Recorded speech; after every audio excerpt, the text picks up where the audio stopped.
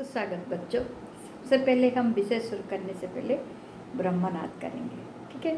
तो सब मेरे साथ मिलकर ब्रह्मनाद कीजिए।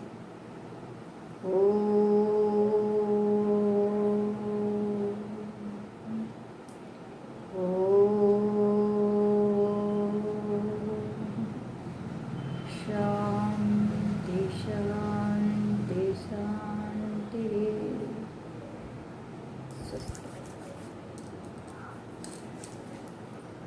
आज एक नया विषय शुरू करेंगे, ठीक है? आप सब इस नया विषय को जानने से पहले कुछ चित्र मैं दिखाऊंगी आपको बताना है तो वो चित्र किसका है, ठीक है? ये देखिए, ये किसके चित्र है?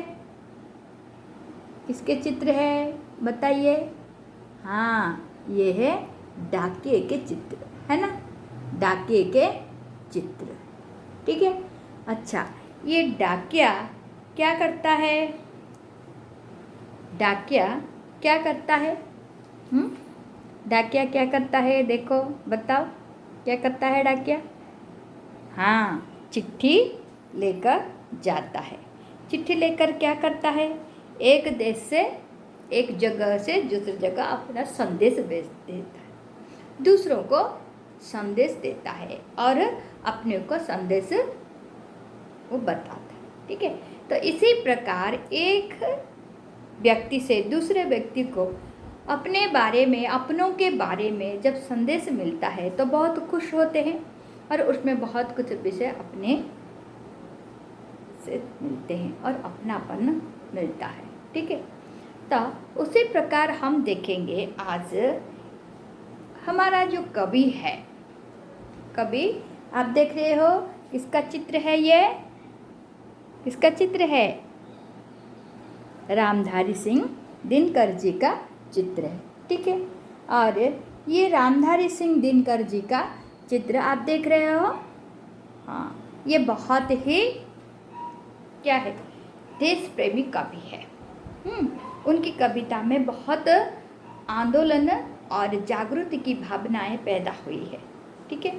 तो अभी हम देखेंगे ये जो कवि के मन में समाज को सुधारने के लिए और ये अलग अलग भूखंड, जैसे मेरा देश और उनका देश, अपना मिट्टी उनका मिट्टी, मेरा जगह और मेरा, ये सारा जो संसार को बांटे देते हैं और सारा संसार को बंटवा देते हैं ये लोग अपना हिस्सा लेकर, और अपने अपने हिस्से के अनुसार आपस में लड़ भी जाते हैं।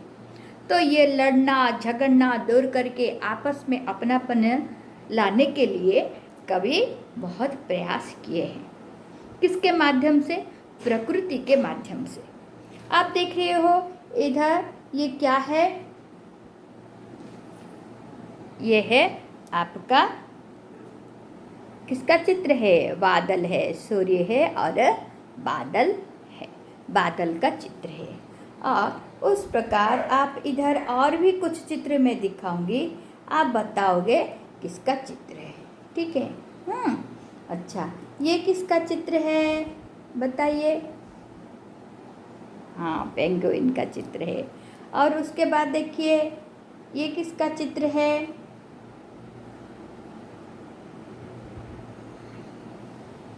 देखिए, ये भी एक पक्षी, मतलब किसकी है? हम जानते हैं ये भी पिह की चित्र है।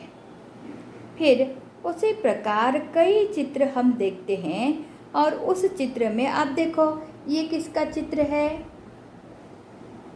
कबूतर का चित्र है। आप जानते हो कबूतर पहले क्या करता था? तो एक जगह का संदेश दूसरे जगह तक पहुंचाता था, है ना? बस, तो उसी प्रकार ये भी देखो, ये गुंजन पक्षी है। ये भी क्या करता है? एक देश से दूसरे देश तक वो उड़ उड़ कर जाता है, ठीक है? अच्छा, तो ये देखो बुलबुल पक्षी है। ये भी क्या है? एक जगह से दूसरे जगह क्या करता है? जाता है उड़ उड़ कर, ठीक है? तो अभी हम देखेंगे ये जो पक्षियों के साथ बादलों का चित्र और पक्षियों का चित्र हम देखेंगे। तो इसमें से हम क्या करेंगे, बहुत सारे संदेश हम इनसे प्राप्त करेंगे। ये देखो बाज पक्षी है ना, क्या है ये, बाज पक्षी है, ठीक है। अच्छा, अभी देखेंगे हम इसी के बारे में, ये जो कवि क्या कहते हैं, ठीक है। जैसे डाकिया क्या करता है, एक जगह से दूसरे जगह तक संदेश पहुंचाता है, उसी प्रकार ये पक्षी और बादल भी क्या करते हैं, एक देश की धरती की मिट्टी, सुगंध और पानी को लेकर दूसरे देश तक पहुंचाते हैं। कैसे है, देखो हम देखते हैं इस एक जगह का पानी भाप बनकर क्या होता है, आसमान तक जाता है ना। एक देश का भाप पानी बनकर क्या होता है, आसमान तक जाता है इधर पानी आसमान तक जाता है, और इधर क्या बन गया है, बादल बन गया है। बादल बनकर क्या होता है, ये फिर दूसरे जगह पर बरसता है ना, नहीं, हाँ, इधर ऐसे दूसरे जगह पर बादल बरसता है। फिर देखो अभी तो आपको पता चला ना, ये है बादल और ये आसमान है, ठीक है। फिर इस प्रकार आप जानते हो, ये भाप बनकर क्या होता है, ऊपर जाता है पानी, और बादल बनकर क्या होता है, बादल बनकर जाता है, बादल बनकर जाकर फिर क्या होता है, पानी दूसरे जगह में बरसता है, ठीक है। इसी का चित्र इधर दिया है, और आप देखते हो इसका एक छोटा सा सर्कल भी है। कैसा है, देखो क्या होता है, पानी बादल बनकर ऊपर जाता है, देखो पानी बादल बनकर ऊपर जाता है, और भाप से बादल बनता है और बादल से बरस कर नीचे गिरता है। ऐसा एक आप बहुत छोटे क्लास में ये पढ़ चुके हो। तो इसी को लेकर इधर मानवीकरण किया गया है, अर्थात मनुष्य में भी ऐसा कुछ भेदभाव नहीं होना चाहिए। जैसे कि ये बादल और पानी में ऐसे भेदभाव नहीं है, सारे संसार को वो अपनाते हैं, एक जगह से दूसरे जगह जाते हैं और बरसते हैं और सुगंध फैलाते हैं।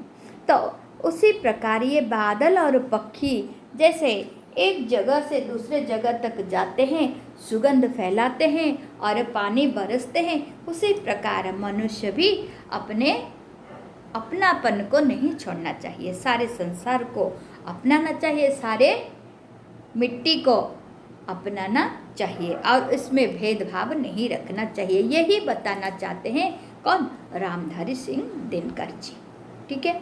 तो अभी हम विषय वस्तु को आएंगे कि वो कैसे बताते हैं, ठीक है।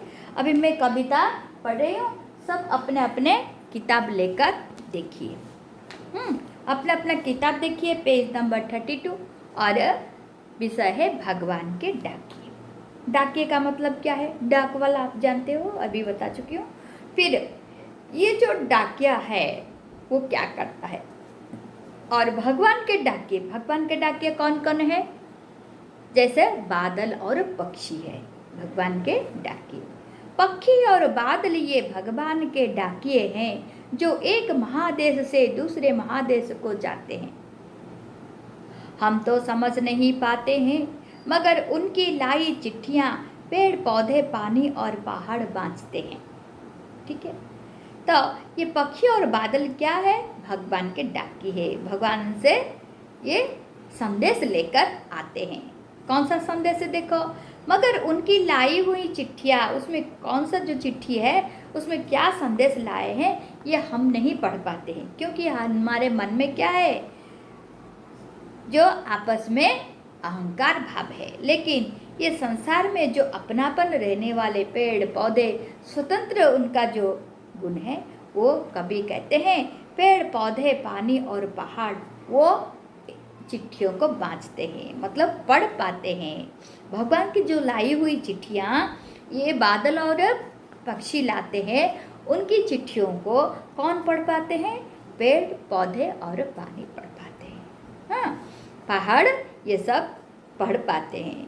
फिर हम तो केवल यह आंकते हैं, हम केवल यह आंकते हैं अर्थात अनुमान लगाते हैं, सोचते हैं। क्या सोचते हैं? कि एक देश की धरती दूसरे देश को सुगंध भेजती है। क्या हम आंकते हैं? एक देश की धरती दूसरे देश को सुगंध भेजती है। वो सुगंध कैसे भेजती है वो भी है। और वह सौरभ हवा में तैरते हुए पंखियों के पंखों पर दिखता है।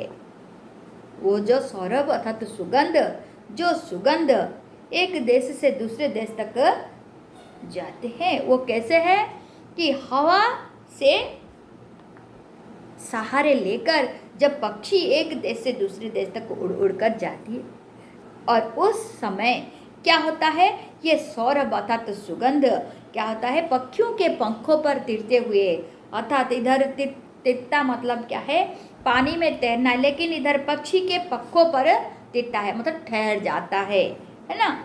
ये जो सुगंध पंखियों के पंखों पर ठहरते हुए एक देश से दूसरे देश तक जाते हैं, और एक देश का भाप दूसरे देश में पानी बनकर गिरता है। और आप जानते हो, एक देश का भाप जब जिस जगह में ज़्यादा धूप होता है वहाँ पानी भाप बनकर ऊपर चले जाते हैं, और जहाँ ठंड का वातावरण होता है और उधर भी चले मालूम होता है वहाँ बादल चला गया है। तो इस प्रकार एक देश की धरती से, एक भूखंड से क्या होता है, दूसरे भूखंड तक ये पानी भाप बनकर उड़ता है और बादल बनकर दूसरे देश तक जाता है और पानी बनकर गिर जाता है। ठीक है, देश मतलब आप जानते हो, और महादेश मतलब कई देशों के समाहार से महादेश बनते हैं। जैसे हमारे ज्ञात में कितने महादेश है, हमारा 7 महादेश। ठीक है, तो उसी प्रकार ये क्या है, पक्षी और बादल भगवान के 2 डाकिए हैं। पक्षी और बादल ये जो डाकिए हैं क्या लेकर आते हैं, भगवान से संदेश लेकर आते हैं। ठीक है, तो अभी हम देखेंगे इसका शब्दार्थ क्या है। देखिए अभी ध्यान से व्हाइट बोर्ड देखिए। देखो शब्दार्थ में हम देख रहे हैं डाकिया। डाकिया का मतलब क्या है, चिट्ठी लाने वाला। ठीक है, चिट्ठी लाने वाला। बांचना मतलब क्या है, पढ़ना, जो चिट्ठी पढ़ सकते हैं। और आंकना मतलब अनुमान करना। फिर धरती, जमीन। धरती मतलब पृथ्वी भी होते हैं, लेकिन इधर क्या है, धरती मतलब जमीन। धरती को जो बांटते हैं मतलब जमीन को जो आपस में बांटते हैं, मेरा और तेरा ये जो कहते हैं, है ना। सौरभ मतलब सुगंध। सुगंध अर्थात क्या है, खुशबू। और क्या है, पंख। पंख मतलब पर। उड़िया में भी पर बोलते हैं पक्षियों का पंख को। और तिरना अर्थात पानी के ऊपर ठहरना, तैरना, भासीवा। अच्छा, फिर क्या है, भाप। भाप मतलब क्या है, बाष्प, अर्थात जो पानी गर्म होने के बाद भाप बनकर ऊपर उड़ता है। इस प्रकार ये कविता है, और इस कविता को आप अच्छी तरह अभ्यास भी करोगे और याद भी करोगे। ठीक है, अच्छा, ये याद करोगे। जो समझ में नहीं आएगा, जो शब्दार्थ मुझे पूछोगे, और जो विषय नहीं समझ में आएगा मुझे पूछोगे। तो इसके हिसाब से हम क्या देखते हैं, इसका विषय वस्तु के हिसाब से हम ये जो सुंदर सा विषय रामधारी सिंह दिनकर दिए हैं उसका सारांश भी इस प्रकार होता है। कवि रामधारी सिंह दिनकर का कहना है, पक्षी और बादल दोनों भगवान के लिए डाकिए का काम करते हैं। जैसे डाकिया घर घर में चिट्ठी पहुंचाता है और अपने से दूर रहने वालों की कुशल मंगल की सूचना भी देता है, ठीक उसी प्रकार पक्षी भी एक महादेश से दूसरे महादेश तक उड़ उड़ कर जाते हैं। जो पानी भाप बनकर आसमान की ओर जाता है, फिर बादल का रूप लेकर आसमान में घूम घूम कर हर जगह जाता है, और पानी बनकर बरसता है। ऐसा लगता है मानो पक्षी और बादल हमारे सभी सुख दुख और आनंद उल्लास को दूर दूर तक पहुंचाते हैं। भगवान की चिट्ठी की भाषा हम तो नहीं समझ पाते, परंतु पेड़ पौधे पानी पहाड़ पढ़ पाते हैं, क्योंकि उनके मन में क्या है? उनके मन में आत्मीयता है, अर्थात अपनापन है और सबके प्रति समान समता दृष्टि है। ठीक है, इसी प्रकार इधर रामधारी सिंह दिनकर जी हमें बताते हैं आपस में हमारा क्या है? भाईचारा रहना चाहिए, सारे संसार को अपना मानना चाहिए, जैसे बादल और पक्षी मानते हैं। ठीक है, धन्यवाद। अच्छा, अभी बताइए, मैं जो प्रश्न पूछूंगी उसका उत्तर एक एक करके दोगे। क्या है? भगवान के डाकिये कहाँ से कहाँ तक जाते हैं? हाँ, एक महादेश से दूसरे महादेश तक जाते हैं। उसी प्रकार हम क्या आंकते हैं? हम क्या आंकते हैं? एक देश की धरती दूसरे देश को सुगंध पहुंचाते हैं। आंकते मतलब क्या है?